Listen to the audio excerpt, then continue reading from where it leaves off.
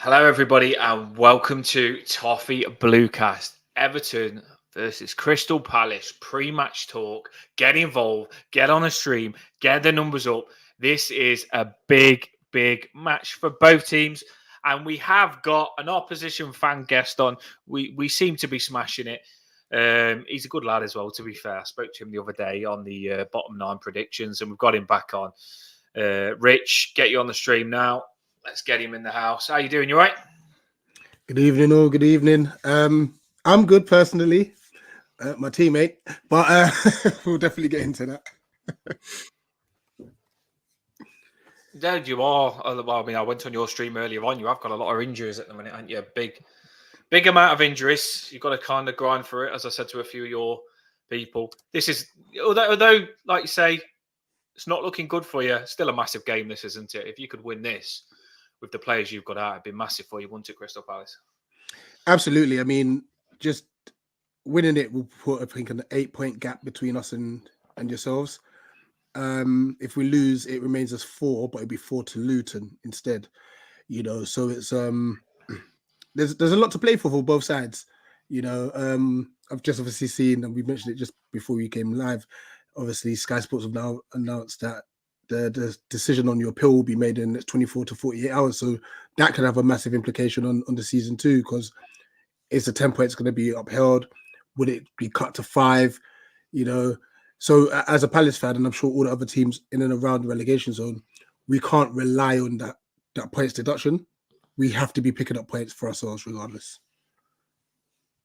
No, like, be honest now, and be honest, because if it was me, I do want to stay up by without getting any sort of advantage. But if we did get the deduction or even got more points, it wouldn't bother you, would it? You need things to go your way, don't you? Like your main thoughts are Crystal Palace staying up, surely. No, so absolutely. If we did get stuff, if whatever helps you, helps you.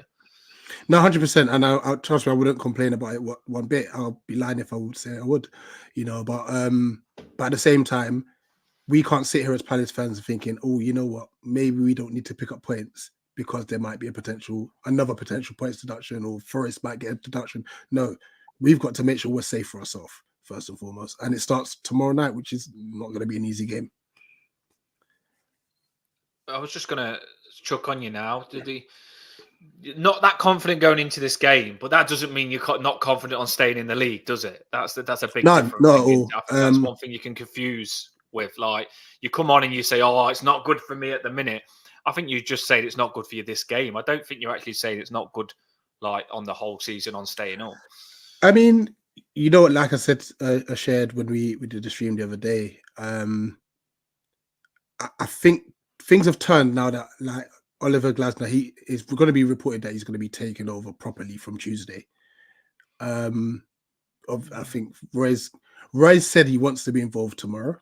I'm going to assume that he may just be on the phone from home. Like, there's no point of him just leaving his house. But like, also Glasner, just out of respect, because obviously Roy went ill the day that he was meant to actually announce that he's stepping down. So it's just one of those ones where, like, if we can get anything out of tomorrow, then Glasner comes in, takes over the reins, and we just got to just change the way we play football. Roy did well to keep us up there back end of last season, but this year has just been so negative. Even with the players, the starting 11s, and I think that's part of the reason why we were in big trouble beforehand. But now, like I said, with new manager coming in, hopefully Gay and Eze should be back for next week for Burnley, which is huge. Elise is obviously still out for another, I think, 6 weeks. But just having Gay and Eze back alone should hold us in good stead for the rest of the season. Rich, is it been negative just because that's what Roy's like, or has it been an injury thing, or what's been your reason? Right. Well, number one, he didn't get backed by the board, so we'll definitely throw that out there. In the summer, like, he did such a, like, what I mean, we were 8 wins, 2 draws, or something like that in the last 10. It was a really ridiculous run of fixtures. We managed to get Elise and Eze to sign new deals in the summer, but then the board didn't back him. We brought Matthias Francer in, which was needed. We felt we needed a right back in the summer, didn't get it. We brought Dean Henderson in and then he got injured with like in his first game, like after playing like 8 minutes or something. And it just felt like we're spending money in the wrong areas, unfortunately. But the reason why I don't want to solely put it on the injury aspect is because we've had players like Mateus Franco, we've got players like Jezra Ratsaki, who was our academy. Like we've got players of that, not better than the, but of a similar ilk, and he didn't play them. He didn't play them. He stuck with Will Hughes playing in the 10, and he's not a 10. Will Hughes is who you have in the midfield, putting in stern challenges. You got Jeffrey Schlupp, who I don't know what position he plays anymore because he's just not good at it, at any of them, you know. And those, they will start in every game. I think after Decore got injured against Luton, Chris Richards, our centre back, was playing centre midfield, you know, and it's just like he can't pass the ball. So none of this is working. So yeah, it's partly right to blame as well. Some of that sounds familiar to before we had Dyche, to be honest. That sounds very much like we were. Sorry, Dan, like Lampard, doesn't it? Would you have said going into this season? I mean, I spoke about it to you. I think Roy Hodgson, when he come back last season, he was a big part in you staying up, and he smashed it. Yeah. If you was to ask you at the start of the season when you had to Hodgson, was you happy with him or was you not happy with him going into the start of the season? I wasn't happy with it, and it's not Roy's fault. I'm going to stress this clearly. Us Palace fans not happy that Roy coming back is not a Roy Hodgson issue. It's a board issue. And it was due to the fact that mainly Steve Parish, it's kind of like saving money. I know we're building a new stand. For those who have come to Sellers Park, you'll see it's a really annoying stadium for the away fans because we've got the gantry above. And what we're trying to do is build this new stand so that gantry gets moved over to the new stand, and then everyone on the away fan side can have a clear view of the game, you know. So it weren't his fault. It was just we could have gone out there and maybe tried to entice a Lopetegui, or even Glasner was free at the time. Who's the little one now? Paulo Fonseca, you know. Even Potter actually at a push, you know. But we decided to go for Roy because it was just the cheapest option, and it could still be costly. We just have to wait and see with the next couple of games. I think when you think about it, though, for me, looking into it now, you've just said that. I think when you get a manager that you see that's going to finish, that's going to retire, you feel like you've got no future, don't you? Like if you come in with a manager now with a plan, you want to see, as a football fan, you want to see your future. You want to see, as long as you know it's going to be good in the future, you can get behind that, can't you? But I think when you've not even put in place a manager that's going to be long term, that's probably why you're so frustrated. And I get that. I do get that now, thinking about it, because like you say, Roy Hodgson is only going to finish. So you've kind of put him there just as a stall thing, haven't you, for cheap or whatever like that. So I get where you're coming from on that. No, absolutely. And it was literally when he asked Roy to come back, he was like, this season we're not looking to push into the top 10. That's immediately what we thought. You know, we know where the season's going. It's like, all right, we just have to stay up and then see whoever the new manager is, take it from there, really. So, yeah, it's been a tough one. Right, let's get some music on. Let's get the house pumping. Shout out to some of the comments. There's a lot in the building. Love it. There's a lot in. Paul, if you want to drop a couple of their comments on the screen and give them a couple of shout outs. Paul Caswellin, Emery FC, all the regulars, get involved in the comments. We do like you to get involved quite a lot. What we're going to do, we got a format. What we'll do is we'll look at the last 5 Premier League games of Everton, the last 5 Premier League games of Crystal Palace. You can talk about your form. Me and Paul will talk about ours.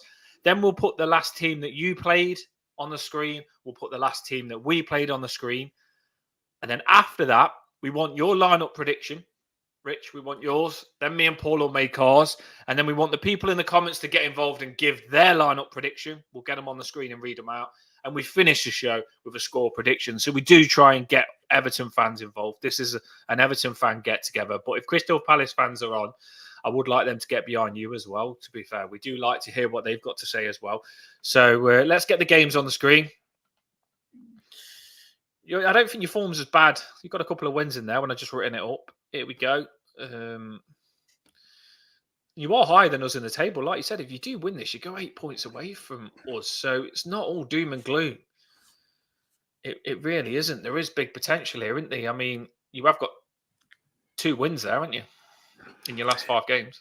Yeah, those were the 2 home games.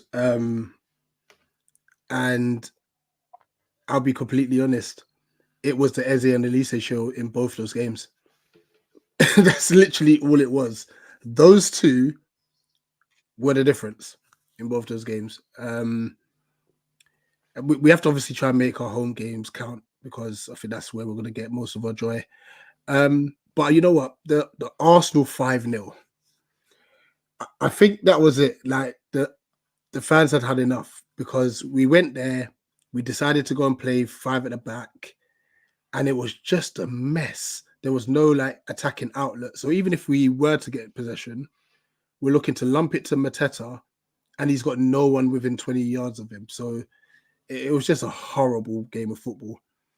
We beat Sheffield United. We did just see West Ham go and get beat by Arsenal 5-0 as well. So that might make you feel a bit better on that one. I don't think any team has took a spanking from them. Honestly, that 6-0 defeat was like, phew. But you know what? I think the biggest turning point was losing to Brighton 4-1 because we were terrible.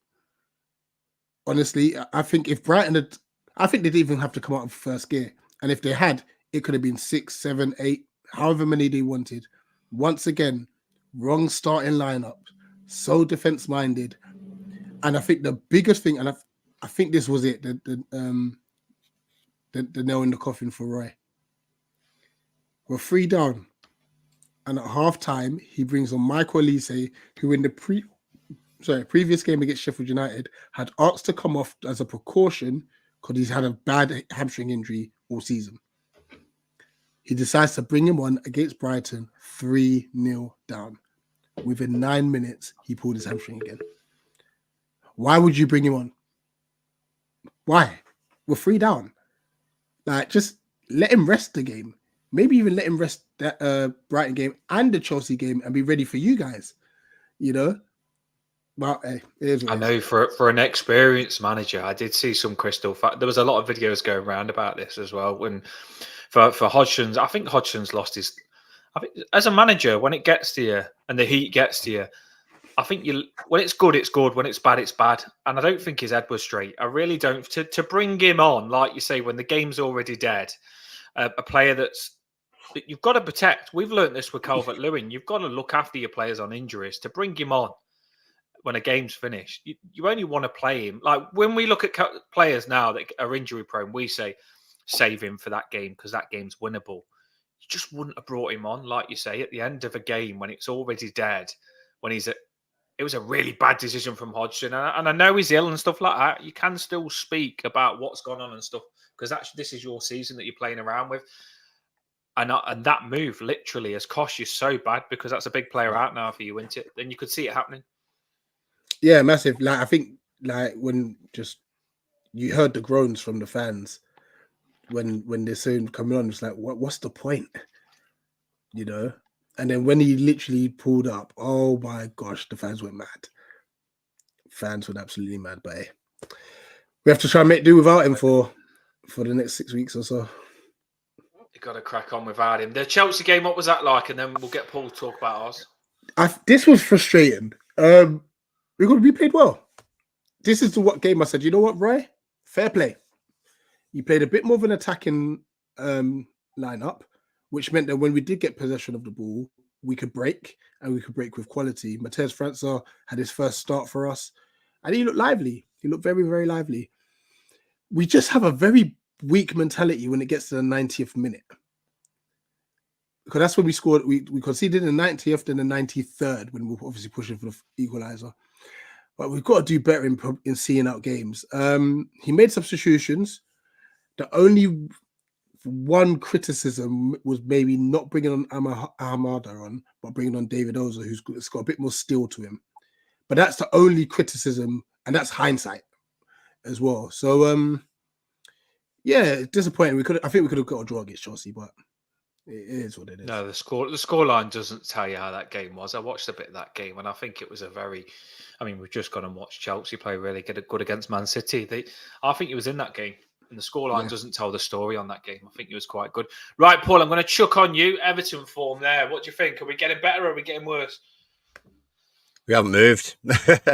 It's goals. It's getting it in the net, isn't it? There. I mean, the amount of nils that we've got just sums us up at the moment. Is that we can create chances, but we can't put it in the net.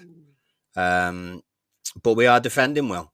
So, and even the City one, I did think at one point that my prediction of 0-0, as unlikely as it was, might have actually got legs to it until Haaland got involved.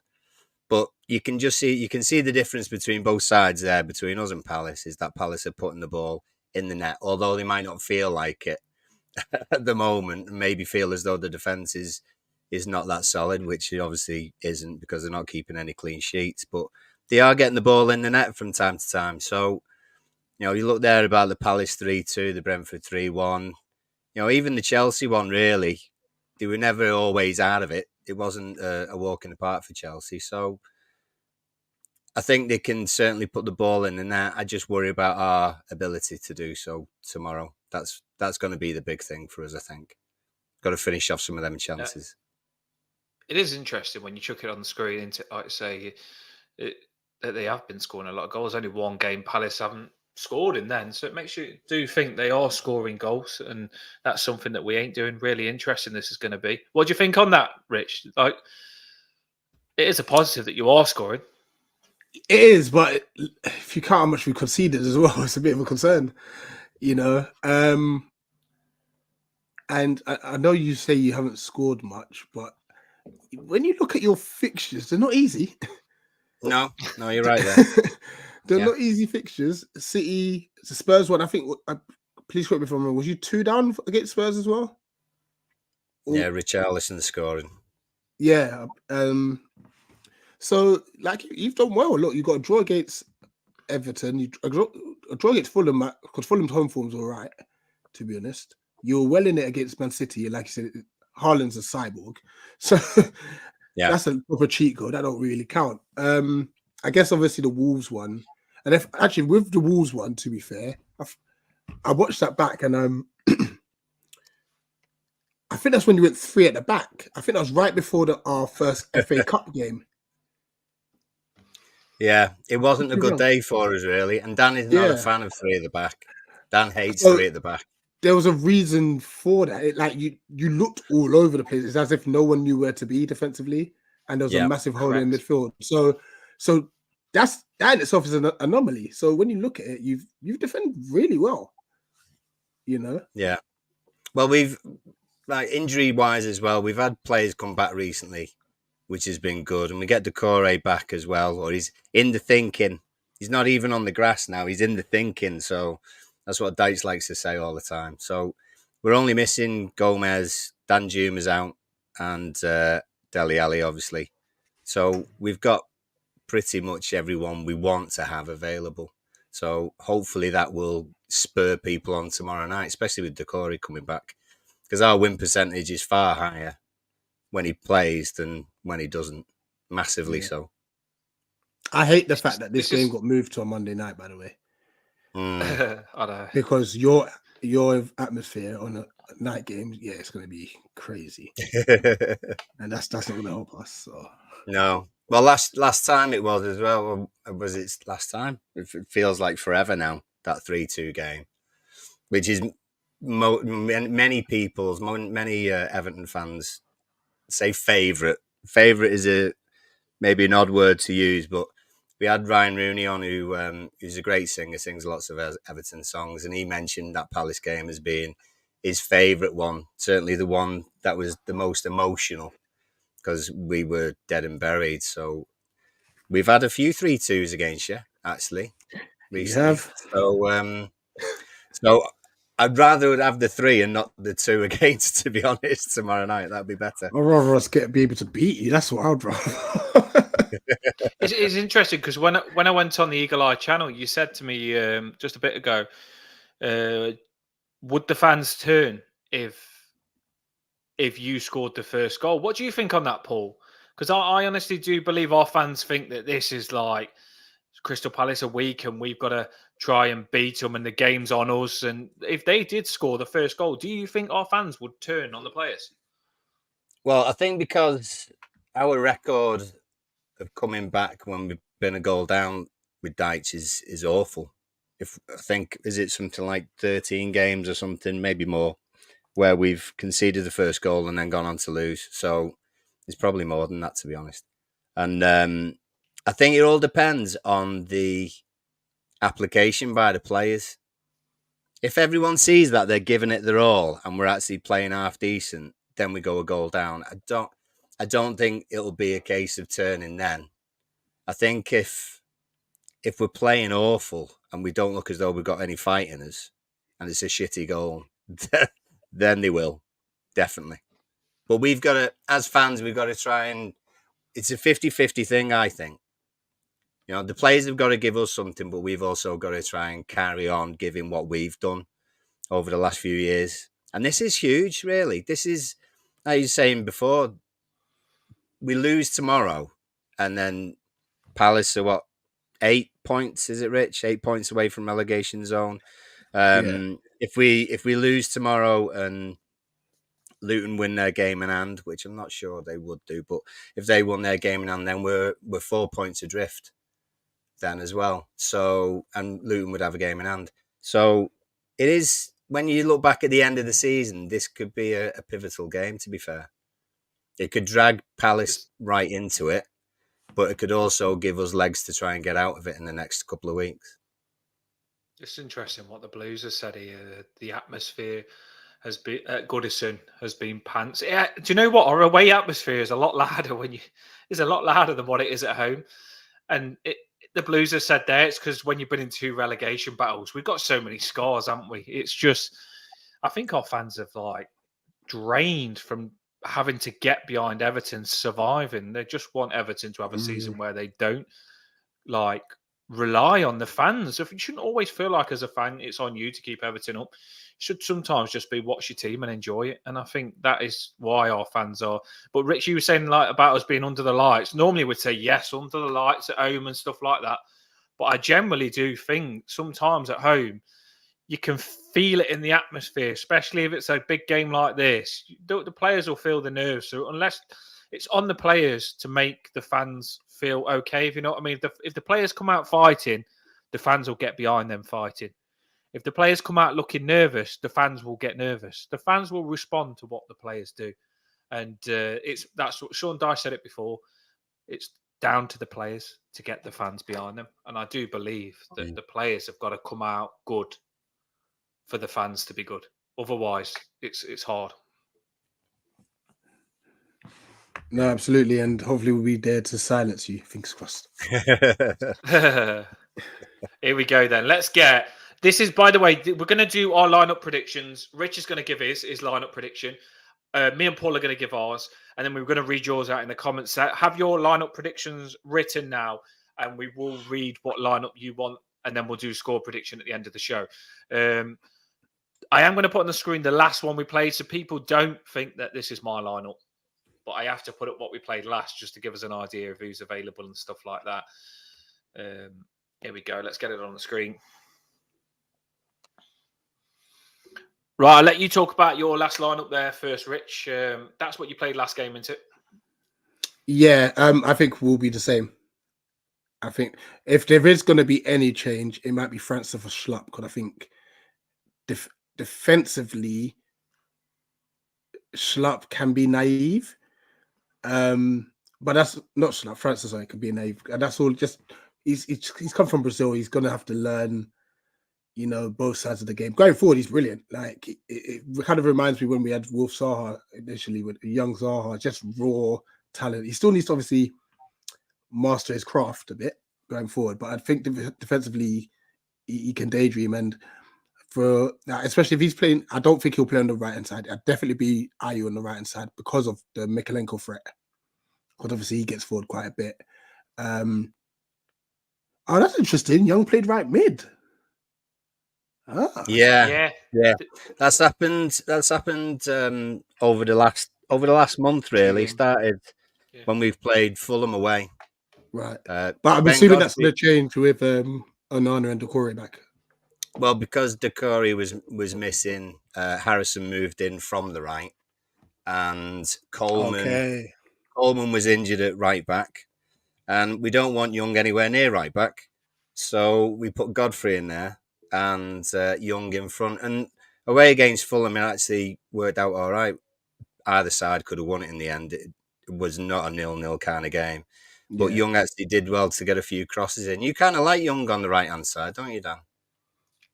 I've been really frustrated with Young when he played right back because I think he can't tackle, a bit like Mason Holgate. And then when he's played right wing, I think he's fantastic because he's got cracking delivery. So at first, I've gone from hating Ashley Young, and I'm not going to lie, I did because he was doing my head in. But then we moved him right wing where he hasn't got so much responsibility and he can attack. And he actually ain't that bad attacking, he's actually good. So, yeah, I don't mind him, but it's going to be interesting on the lineups now because there's going to be big changes, I think, because there's a lot of players that have come back in contention. So our lineup might be the same. Who knows what me and Paul are going to go for? Right. So you said it's the same. Go through your lineup from Henderson. You're going exactly the same as that. Did you say? I think so. I don't think there'll be any changes. Like I said, the only change, if there was one, might be Francis for Schlupp. I personally would prefer Sam Johnston in goal. I think he's got better distribution and he actually dives. Henderson, some of the shots he's conceded is like, can you actually try, please? So from an Everton standpoint, shoot on sight, I'd say. Shoot on sight.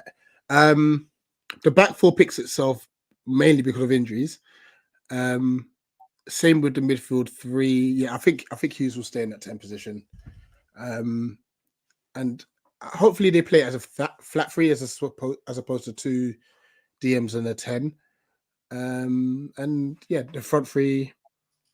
Yeah, I mean, I would love, like I said, I would love Francis to start again, but the way you rely on your width, and if he's not switched on defensively, then there's going to be a lot of crosses coming into our box. So He was yeah, he was quite dangerous against us last time when I was on your channel just a bit ago. I did keep talking about him because I felt like he was your player when he ran at us. He looked like he had a bit of something.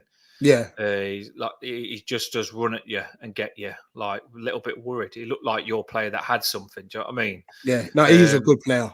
He is a good player, but just a bit. Be interesting. Just a few bits that he needs to iron out in this game, like defensively, especially. Yeah, I get what you mean about the defensive work, though, attacking and so. Paul, drop it on him, mate. What's he? Drop the legendary question on him. Looking at our side, Rich, what do you think is our weakest area? Who do you think is our weakest player? All right, so personally, I would say Godfrey. Just looking at this, I think Mikalenko, Brantwaite, them two especially, they're brilliant in my personal opinion. Tarkowski's good, but he has moments, but he is a very solid Premier League defender, like very solid. Let's just say he's consistently giving 8 out of 10s. That's agreed. Agreed. So he's a good centre back. So I would say Godfrey in this scenario. You've got a very strong midfield. Obviously, I'm judging it off the fact that it's going to be Garner, Onana, and Decore. So that's going to be a physical battle. McNeil, I think, is one of your better signings in previous years. Personally, his ability on the ball, off the ball, he's good. And to be fair, like I know in the FA Cup game he kind of went off injured, and I'm just glad it wasn't as bad as it first looked, because at the stadium it was like he looks like he's having to be stretched off here. It looks a bad one, Yeah. And listen, DCL. Listen, I know he's maybe not having the best of times, but he's still a threat. He's still a threat. And if you're asking me if to swap DCL for Mateta or Edouard, I think I might do that. To be honest, as much as he may not be scoring. If you are to have if Crystal Palace are to do well this game, where do you think you could hurt us? Like, what do you feel has to go for you? Like, how can you hurt us? What needs to go for you to make you do well against us? Like, say, for We're going to example, have to set play well on the pieces break. or No, on we're the going to have to play break, well yeah? on the break. Yeah. Because set pieces on both ends, I think we're going to struggle. Your sides, they're just giants, you know. You got a whole bunch of giants in your side, especially like I said, having Onana and Doucouré back for this one, especially, and then Tarkowski and Bradthwaite going forward from it's going to be horrible. So yeah, we're going to rely on our pace on the counter attack. Hopefully, we can get some joy there. So that's what they're looking to do. Hit us on the counter. I can see why as well. You Mm. have got some fast players on the counter attack. Right. Paul, drop your lineup. I'll drop mine and we'll get them on the screen and then we'll hit the score prediction. So this is going to be interesting now. I know some lineups are coming in the comments. Get your lineups in, people. Get involved. Hit that like and subscribe as well to get the stream going around. We can get more people on with the lineup predictions and score predictions to give us more of a variety. Right. Paul, what you got then? I'm interested because I don't know what it's going to be. Well, I'll just say again for people who are currently putting there, and we've got quite a few lineups to go through off the comments as well. Is that Andre Gomez still injured? Danjuma still injured? Dele Alli's the other one. Everyone else is fine and ready. Apparently, Dukes is in the thinking, but I just think that's Dyche's way of saying that he's ready. So we've pretty much got a full squad to choose from, I would say. For me, Pickford in goal is a no-brainer. Mykolenko, Branthwaite, Tarkowski, solid. I would go Coleman at right back. If he's fit and ready, I'd have him all day long there. So that's a solid back four for me. I'd go back to Harrison on the right-hand side and McNeil on the left-hand side. I'd go James Garner and I'd go Garner-Gay in the middle. I'd go Doucouré. I get him in there if he's fit. Get him in there straight away. No point wasting any time. Doucouré in front of them two, and DCL up front. So that would leave the likes of Beto, Onana, and Patson, and the rest of them on the bench. So that's it for me. Right. Doucouré, get him in. Onana can come onto the pitch. I think he affected more than he would have done over 90 minutes when we played City. I think it'd be better to bring him on in this one. I think Garner-Gay is just solid. I think we need a solid start as well. So James Garner and Garner-Gay in the middle for me. That's Paul's lineup. I'll give mine now. I want to say this is probably one of the hardest lineup predictions I think I've had for a while because normally we know our lineup because it was just the same. But this, after having a few players out, do you keep the players in that have been playing decent or not? That's the question. I'm going to go Mykolenko left back. He's really good for me. He's magic. I'm always having him left back at the minute. Branthwaite and Tarkowski, they're our centre backs. I need it to stay that way as well because I don't want to see Michael Keane there. As right back, this is the big question now because Godfrey's come in a couple of games to cover whilst Coleman's been out, whilst Young's been out, and he's been good and he's been solid. And where we wanted to get rid of Godfrey, we actually think, you know what, he's done a good job here. It's stress for me now on this right back position. I don't want to I like Ashley Young, but the moment I put him back there, which Dyche might do this game, I think I'll start not liking him again. I'm going to go Coleman as well. I hope Coleman's got the pace there. I really do, though. Coleman right back. Then I'm going to go different to Paul. I'm going to hit those two centre midfielders in front of the defence. I'm going to go for Onana for Garner-Gay. And Garner-Gay, by the way, has been fantastic since he's come back. And he's been 10 out of 10. I've never seen him play so good. And I know it's really bad that I'm dropping him. But sometimes you've just got to do what you've got to do to win this game. And I think Onana's going to be bigger and stronger. No, it's not that, you know. Do you know what? I do love Onana and people give me stick for it. But I think Garner-Gay's been fantastic at turning the ball over. But do I think Onana's going to be better on the ball this game? Because the Blues there has just said in the comments, like when Rich has just said, hit us on the counter-attack. The Blues has just said, I hate matches when other teams let us have the ball because we don't know what to do when teams let us have the ball. I think if you let us have the ball with Garner-Gay, the passing's not going to be as good as what it is with Onana. I think Onana can do better things on the ball and help us to win the game better than what Garner Gay could. So it's nothing against Garner Gay. It's just that James Garner and Onana, for me, will get us up the pitch a lot more, Paul, and probably create a lot more. So I'm going Onana and James Garner in the centre of midfield. I think they're just going to pass and get the ball up top more. I'm going to, as right wing,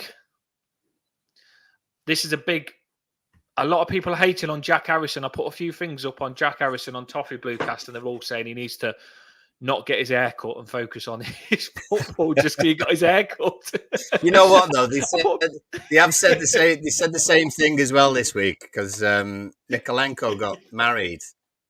Mykolenko got married as well. Registry office. People saying, "What's he doing getting married? We've got a game tomorrow." Oh my days. Football fans are unbelievable. The doors are going crazy, I tell you, because I put a picture of Mykolenko getting married. Congratulations. And it's like, oh, Mykolenko, I hope it's a quick marriage or something like that, and not a big wedding or he's partying or happier. Oh my God. And then someone says, oh, why has he not got socks on at his wedding? Because he's got the brogues on and stuff like that. And so like, why has he not got socks on? Can he not afford socks? And then Jack Harrison, I put a picture of him saying his hair looks good, and people are saying, oh, he needs to focus on his football, not getting haircuts and stuff like that. And they're missing Tom Davies. They're missing Tom Davies, that's why. They haven't got anyone to moan at.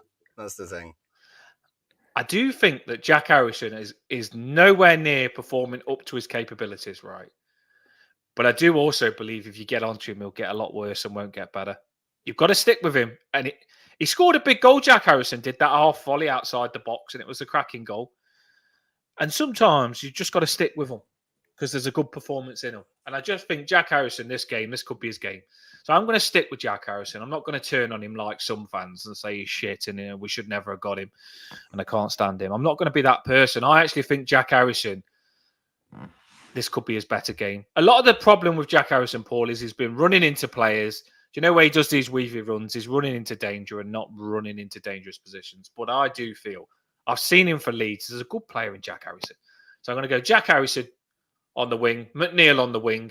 Decore, he's back, baby. He is back, Decore. And I know, should you bring him on as a sub, but when Decore's back, the music starts pumping, and we all know that Decore is Decore. Oh,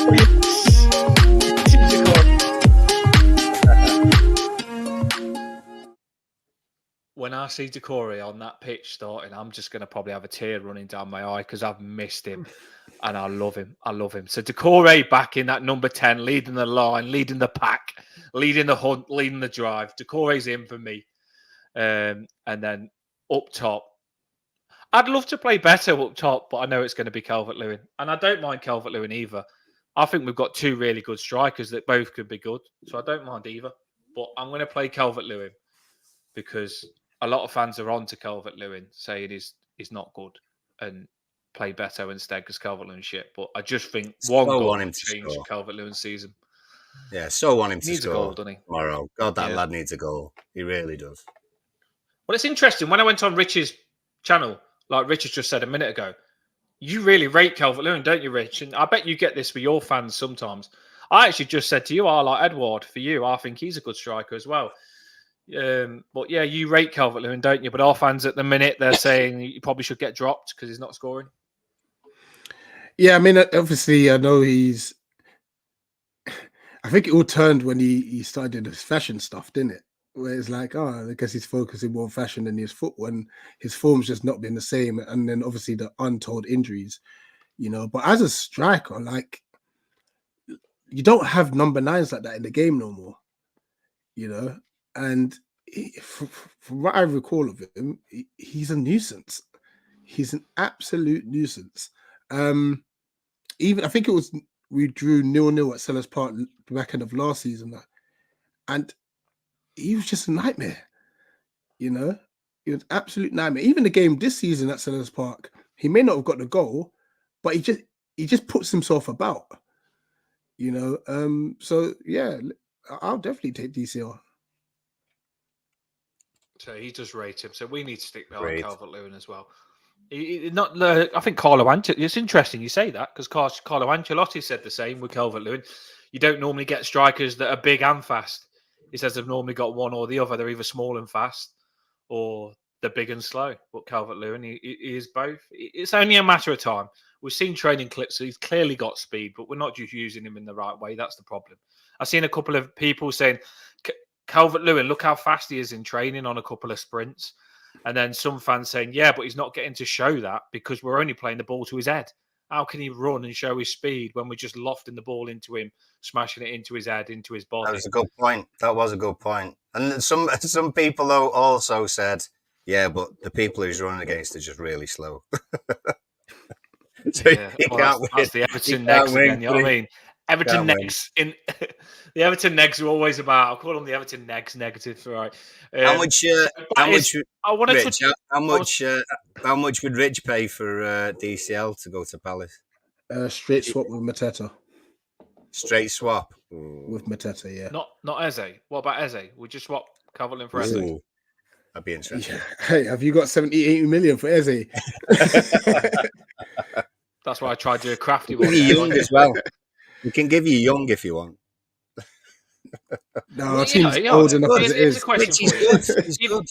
Here's a question for you. Let's have a bit of fun on TOFFEE BLUECAST. Get involved in the comments as well. Get involved, right? Here's a question for you. If you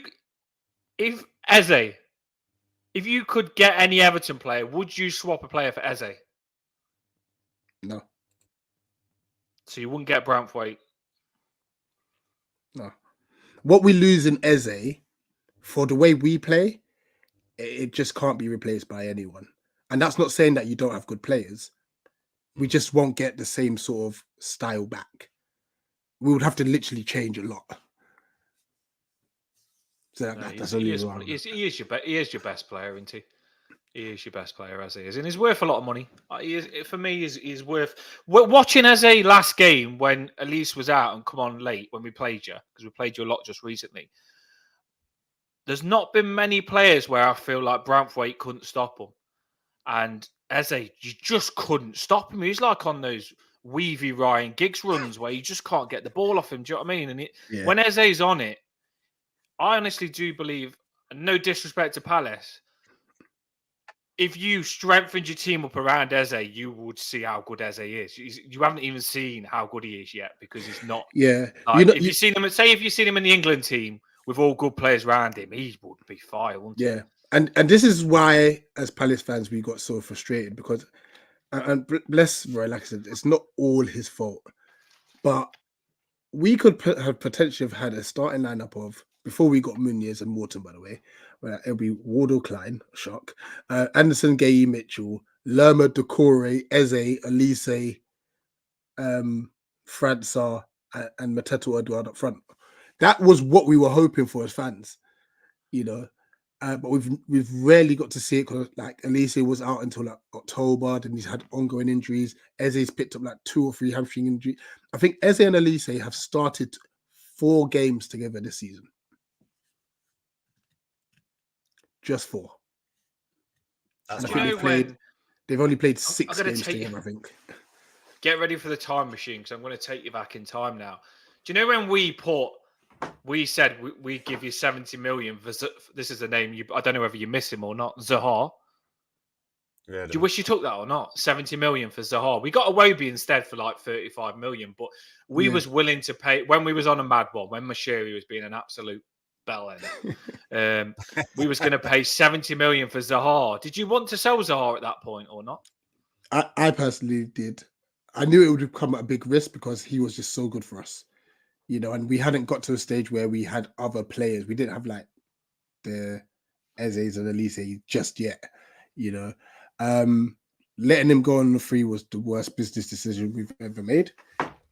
But I could understand it because, like I said, when we did have Eze and Elise, we still were trying to build something. You know, we had Vieira come in and that first season under Vieira was like a dream, you know. Progressive football, free-flowing, flair, attacking, you know, semi-final of FA Cup.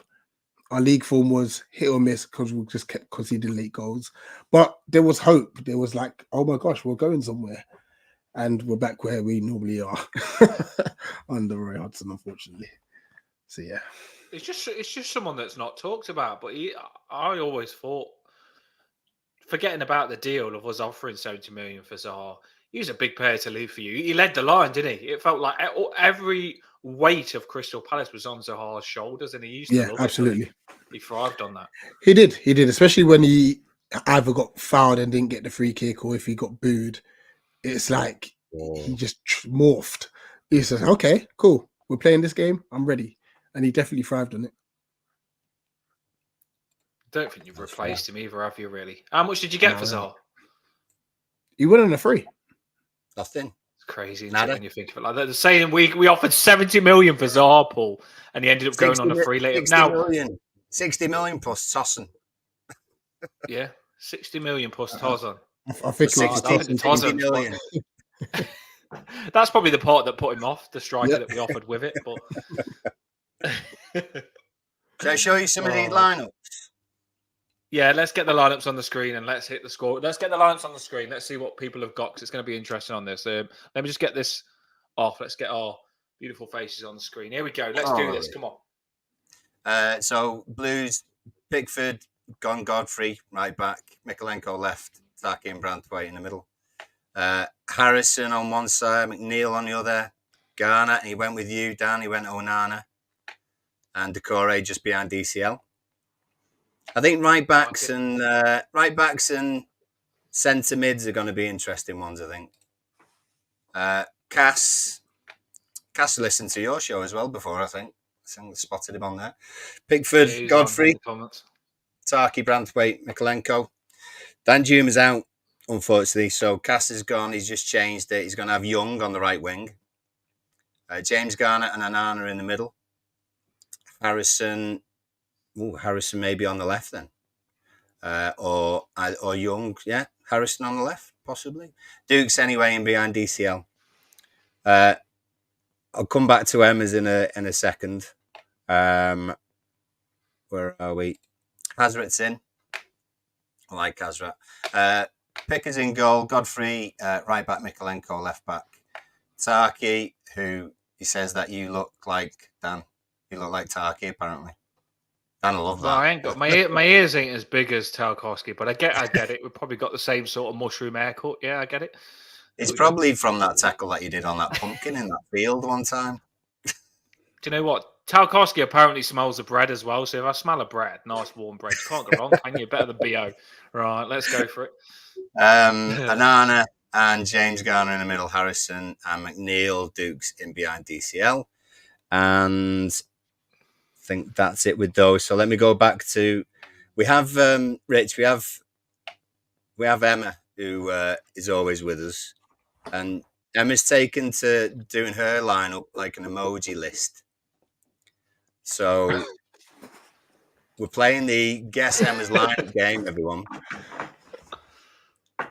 Previous players of this game will know that she's a big fan of Jordan Pickford and his figure. So that's why Pickford's the peach. Got a peachy bum, basically. That's Pickford because she thinks he's got a peachy bum. One second. The second one, have you got any idea? Because we didn't know until recently. Is that a hospital? Who gets injured a lot then? Coleman, maybe. You'd think so. It's not a bad one, actually. No, that's a clock tower. So that could be Big Ben. So it's Big Ben. Screen bigger now. Ben Godfrey. Big Ben Godfrey. Yeah, that is from last time. I remember that. Big Ben. That's the Big Ben clock. It's a Big Ben Godfrey. We've got Taki and the GOAT, Branthwaite. What's the trophy mean? Taki? What's the trophy to do with Tarkowski? Got his head bandaged once because he got a smack on the head. I don't know. Is that? I'm not sure. I maybe sometimes get the GOAT and the other one mixed up, to be fair. There's a hint. There's a hint on one coming up. I think Is the one with white hair old, so it's young? I do keep forgetting this. Yeah. Old, so he's actually young. She The says opposite. that. Yeah. She says that fruit in between the two arms. She said, "Hint. Imagine the middle one is a sprout." I don't know. That's not helped me at all. Now I've got a sprout in my head, but I ain't Why talking a to who the sprout? player is. I don't know. Sprout, no idea. I think the X and the devil is the X Red Devil, James Garner. So James Garner's in there Okay, somewhere. that makes sense. It's a well-known fact about McNeil, by the way. So that's McNeil next. Do you know what though? I only just realised, Paul. Right, I don't know. I don't. This is probably I don't know whether you know this. Some Everton fan decided to go into McNeil's shorts and make his slong massive and edit him to have a massive slong. I actually thought it was a real picture of McNeil was frigging packing, but someone apparently edited McNeil to have a big slong. So now that's the rumor on McNeil. So I actually thought that was a natural picture of McNeil, and he has got a big one. But generally, someone edited that, and I've only just found out that someone edited that. Paul, did you not know that? I didn't know that, but it might have been McNeil himself. Yeah. Oh, that's It's something not a- I it's probably would have not a done on bad myself. one. So I get it. Yeah, I get it. So Not that's why a bad McNeil's one. there as a slong. Who's the cowboy? The cowboy, I'm not sure. That could be Harrison, but I can't remember why. Muscle from Brussels is Anana, I'm guessing. Oh no. She's saying, don't ruin it, Dan. God, don't ruin it. Sorry. I got jealous. I got jealous and I jumped on him, did I? There we go. The Duke is the cowboy. So Decore Dukes is the cowboy. And the one who's always holding his head. So that's DCL up front. So very similar to what we've said, but at least we don't have Mason Holgate in the lineup, who was player of the match today for Sheffield United, and no one in our side, Dan, tackles like Mason Holgate. If anyone's seen that tackle today, It's crazy. where he's snapped Mitoma into two pieces, and got a yellow card, which was then turned over by VAR for a red. So yeah, that was interesting. So that's where we are with everyone's lineup, Dan. That is the lineups on the screen. Dan does that pumpkin. Yeah, I did slide. Well, I did slide into a puddle, slide tackle onto a pumpkin. You've probably seen it on the shore. It was a Tarkowski tackle. Tarkowski loves his tackles. So I thought, whilst I was pumpkin picking with my kids, there's a big puddle there that no one would dares to slide tackle in. And of course, I slid to slide tackle in it. And it's a good short, to be fair. It went quite decent on that one. So I do like Tarkowski tackles. We all do. Right, so here we go. Let's get to business. This is it. Let's get some music on, because this is score predictions, people. And we want your score predictions. And I've just been on the Eagles show, by the way, which is fantastic. I'm a bit jealous of some of the advanced stuff they've got on their show, but Toffee BLUECAST will get there. Richard said he'll help me out on some stuff to get some good stuff on Toffee BLUECAST to give you an even better watch. But yeah, let's get ready for this. This is score predictions. This is where I love Richard. We're probably going to fall out. Don't know what I can't even remember what your score prediction was on your show, which is good, Rich. So it's going to be trying to get the. Just while you're doing that, Dan, I forgot Clarkey's, because Ian Clark's in. So get Clarkey involved, mate. Get Clarkey on the screen. He's gone pretty much the same as everyone else. Godfrey at right back, though, and the three belters in the middle. He's gone all three of them. So he's dropping McNeil, and he's going Garner Gay, James Garner, and Anana, with Harrison and Dukes behind DCL. Interesting.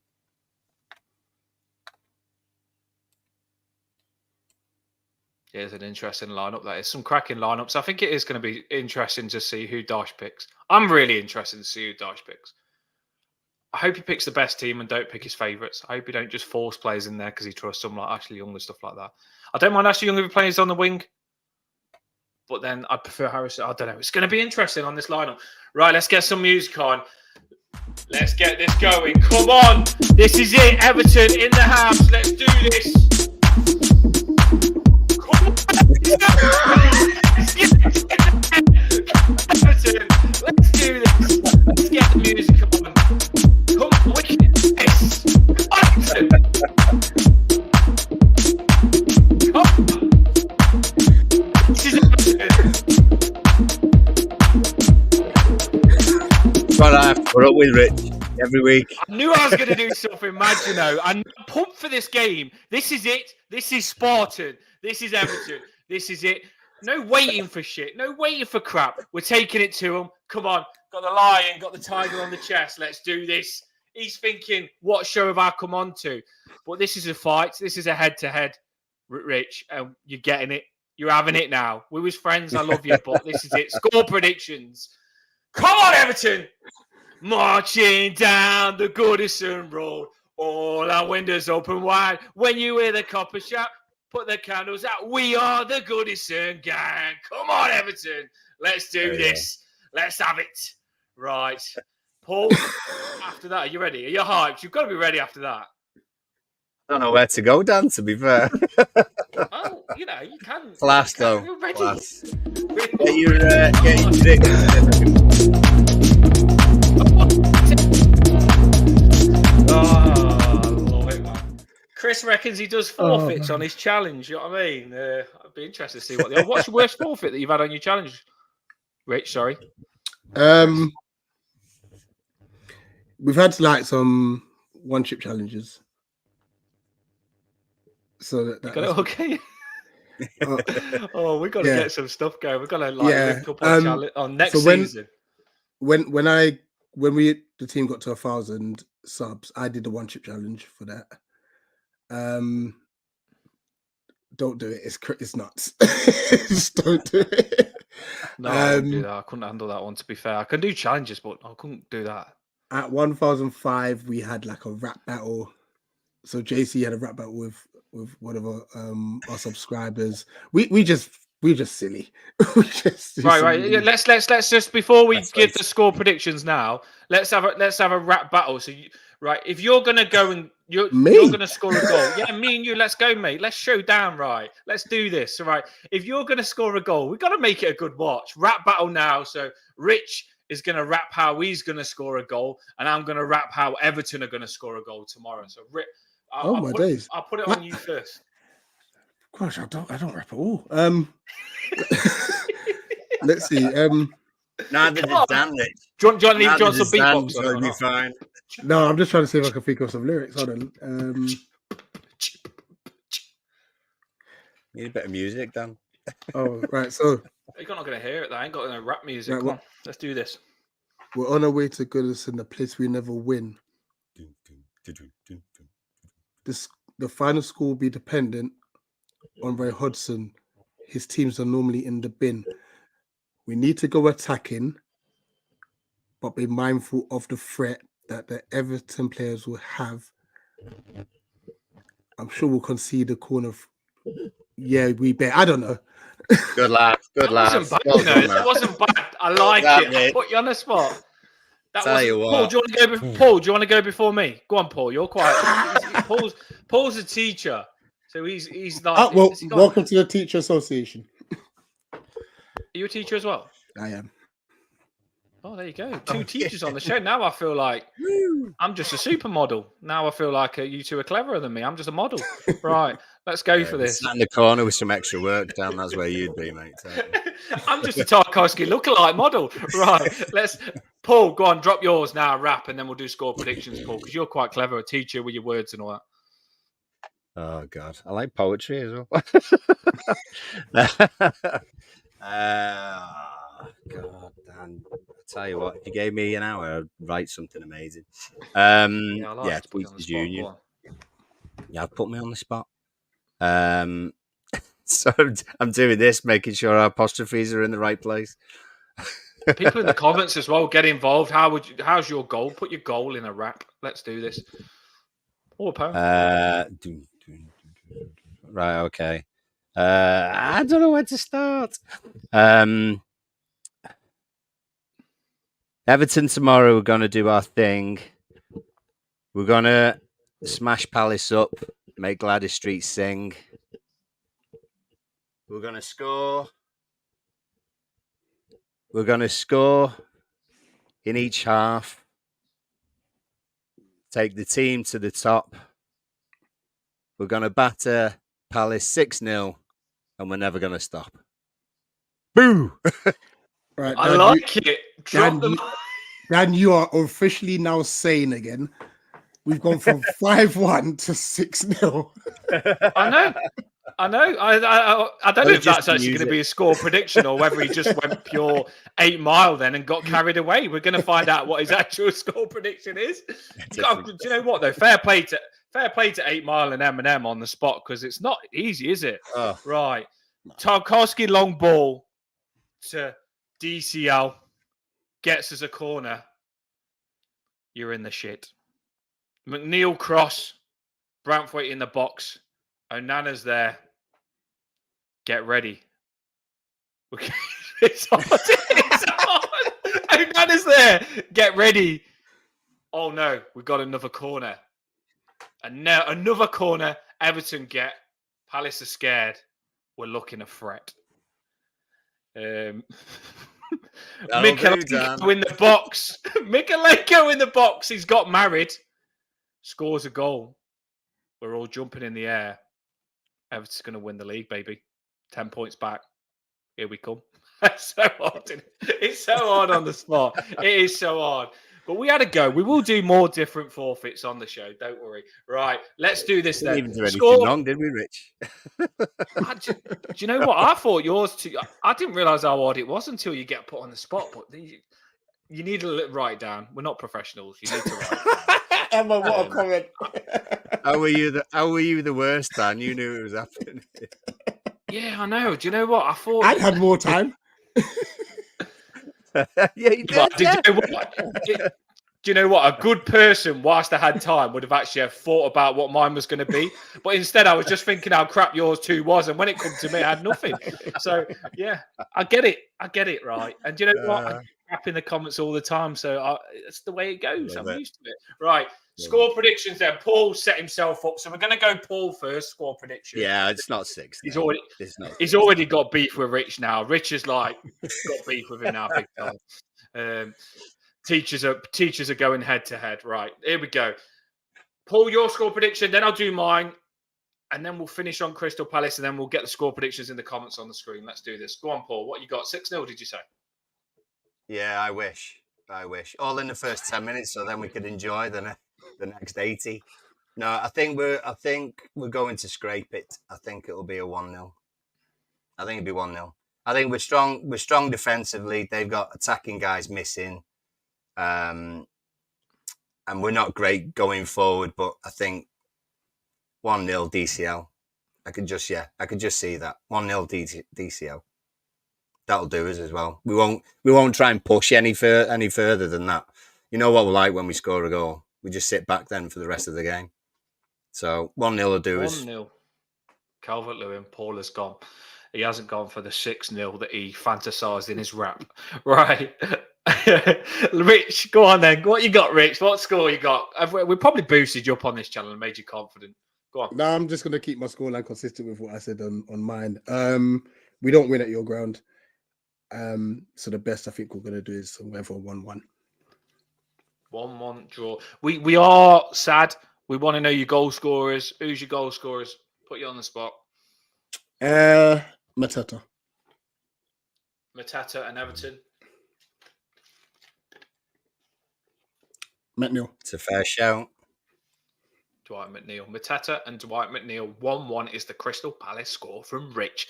Right. My score. I'm going to stick to my score. I did give you a different one when you asked me a couple of days ago, but I've become more confident because we're only a day away from game day. It feels like Christmas. Right. Let's do this. My score prediction, which a lot of Crystal Palace fans was hating me for on your channel.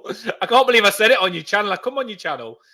and I go and say 5-1. I think Everton to win 5-1. I do. I think Everton are going to win 5-1. I've got that Brighton game in my head last season where Decore got a brace and McNeil got a brace. And I think this is that game. This is our U-turn into saving our arse this season, right? My goal scorers I've got 5 goal scorers here. So Mikalenko's just got married, so he's definitely going to score. And he does push up, like you said. So Mikalenko's going to score, and he's going to have socks on this time. So don't worry, that Everton fan that got a bit frustrated with that. Mikalenko, Jack Harrison, a few are onto him, so I'm going to give Jack Harrison a goal. Calvert-Lewin, some are onto him, I'm going to give Calvert-Lewin a goal. So Mikalenko, Calvert-Lewin, Jack Harrison, Dwight McNeil and Decore. I'm going to go different goal scorers all the way through, so no braces. So Dwight McNeil, Mikalenko, Jack Harrison, and Decore. And then for the goal for you, I'm going to go for... do you know what? He's a shitbag against Everton. And he does my headings. He's dirty as well. AU. Are you? Yeah. He really does. He winds Tarkowski up and all that lot. And which is good for you. Like, he really does wind us up. So I think IU could actually score. He's a big player for you. He's got the experience, and he is someone that you probably he's had a good season, isn't he? Yeah, he's had a good season for us. So. How he's not been sent off against us in the last few years is beyond me. Unbelievable how he gets away with it. We haven't had anyone sent off against us for how long, Dan? Is it 25 years or something? It's absolutely ridiculous. Referees. So you never know. Tomorrow might be the one. But I'd say it's Paul Tierney refereeing tomorrow night. So he hates us. Well, he hates us as well. So he's probably just not going to turn up and abandon the game then because he hates both of us. That's probably what's going to happen. Right, let's get these. Let's come on, the Blues. Do you know what? I'm not even going to look yet, but I'm hoping the Blues has got a better score this week because he's had us down to lose. We're more better than Man City. Come on, the Blues. Right, here we go. Let's get this. Let's get these score predictions. Right. Come on. I mean, bam, straight away. Cass is in 5-0, like that. Yes, that's what I like to see. They are the fans I want on this channel. Banana, Harrison, and Beto. Beto, come on and get one himself. We're very positive on this channel. Everton. Hell's in. We love Hell. 3-0. She reckons DCL, Tarks and Dukes. Same for Emma. Tarks, Dukes, and Anana. 3-0. Blues is our gauge for being sensible again. But even he's gone for a 1-0. So Anana to get the winner. Why not? Hazrat. I like the Blues. And Anana as well. Yeah, Hazrat 2-0. Dukes and DCL. Onwards and upwards. Where are we? We've got an eagle in. Don Smith. Extra points for you, Don. So he's reckoned 2-1. 2-1 for you. To be honest, it could be anything. Honestly, could be anything. The way both sides are like, just out of the blue, could be anything happening. He also says Calvert-Lewin scoring on goal. You see, you took it a little bit far there, Don. You came on. Come on, he was nice. Then all of a sudden, he just stabbed us in the back. Our fans would kick off if Calvert-Lewin scored an own goal.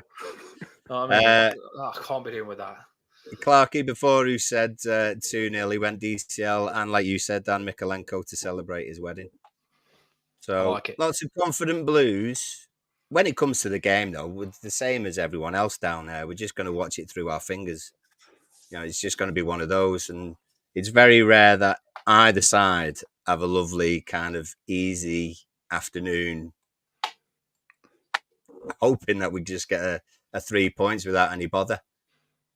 So, this is quite a clever one here. My eagle eye, an eagle eye to get at Eagles or against the Eagles. My eagle eye is going to be looking at that new player that you've just signed, Walton, that we was interested in. How'd you say his name? The new centre midfielder. How'd you say Adam Wharton.